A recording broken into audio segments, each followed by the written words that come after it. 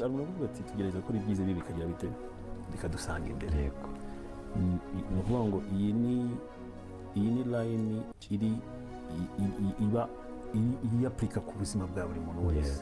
So impamvu rero bihinduka ikintu kinini ni uko abantu bitavuga ati tebeni nawe.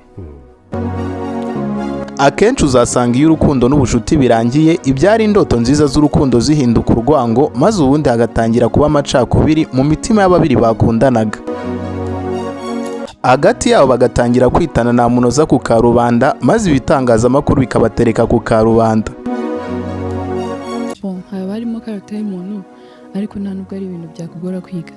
Hari abantu bari ignorant bavuga ngewe nuko nguko nteye, wamubwira ngo nyine iki kintu ntabwo ari cyo gihinduye we yanjye niko nteye.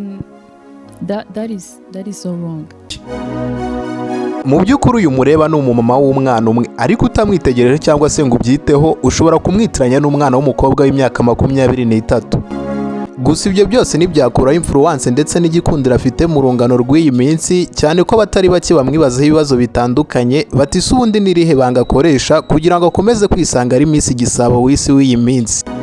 Ndabizi bamwe muri mwe bababaje couple 5 zakundanye ariko zigatandukana urukundo rwabo rutari rwakura. Bamwe muri we mwavuga couple ya Kimenyi ndetse na Muyango, abandi mukavuga couple ya Nyambo ndetse na Titi, abandi mukanavuga izindi couple nyinshi zigiye zitandukanye.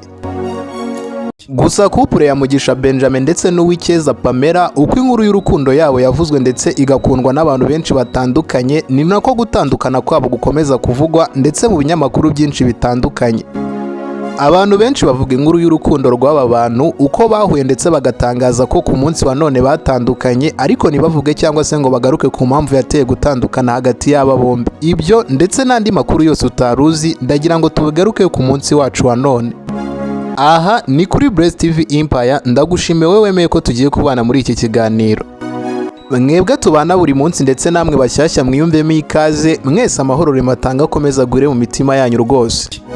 Nge wumva kandi tugiye kubana muri iki kiganiro cyose banyita Ngabo y'Isonga ku isonga, nk'ikimenyetso cyo kudushyigikira urebe niba warakanze subscribe, share, like ndetse uze kujya muri comment kugira ngo tujye tubana muri video zacu za buri munsi zitandukanye.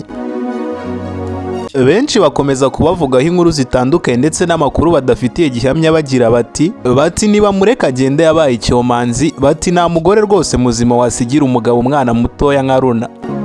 Uwo Runa wumva mvuga ni umwana mutoya cyane, ariko uwo nguwo bidakwiye ko ari imfura ya The Ben ndetse na Pamela. Bamwe bati iyo urukundo n'ubushuti bibukuri abahisemo kubana bagahitamo no kurambana, ubundi bagashyira amatiku nibatandukanya hasi, maze ubundi bakirerera umwana wabo wa mbere.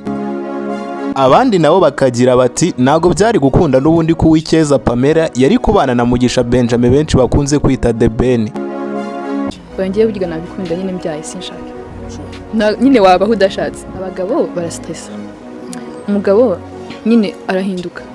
Muragenda nyine yarakugize umwana mwiza, hanyuma mwagera mu rugo akahita nyine ahinduka, agatangira gukubita, agatangira nyine guhinduka kagira ngo nagabe mwari muziranye. Bamwe bati ni kuva kera yari yaravuze ko atazashaka umugabo ahubwo azahitamo kwishakira umwana wo kugira ngo ashake umugabo. Bati none ku munsi wa none reka umugabo we nta kabuza umwana yashakaga aramubonye, umugabo atashakaga aramutaye. Ibi benshi babivuga bashize amanga nta kabuza ukagira ngo neza bari baraho, ariko ibi bigaterwa n'ibiganiro bigiye bitandukanye Uwikeza Pamela yakoze mu bihe byashize, agiye avuga ko abagabo ari abana babi ndetse abagabo ari stress nta mugabo azigera ashaka. Ibi bigahuza na yansigamugana abantu benshi bavuga bagira bati inshuro nyinshi ujya kumanika agati wicaye, ariko wajya kukamana watera n'ingazi kanga kugerayo. Aha niho benshi bakomeza kugira bati wararwishigishije rwose hagarara usome, kandi rwose usoroma ibimuruta inshuro nyinshi ihanganira ibimutokoza. Aha ni kuri Bless TV Empire, ndabashimiye mwese mwemeye ko tubana kugeza ku musozo w'iki kiganiro. Munyemereye ikiganiro cyacu cy'uyu munsi tugisoreza aha. Ngewe wumvaga banyita Ngabo y'Isonga ku isonga, mbakunda cyane nk'uko munkunda, amahoro rematanga akomeza gure mu mitima yanyu. Mbere y'uko ugenda, niba ari ubwa mbere ugeze hano, ubanze urebe niba warakanze subscribe, ujye no muri comment utange igitekerezo. Ibi ubikore nk'ikimenyetso cyo kudushyigikira kugira ngo tujye tubana muri video zacu za buri munsi ndetse n'ibiganiro byacu bitandukanye.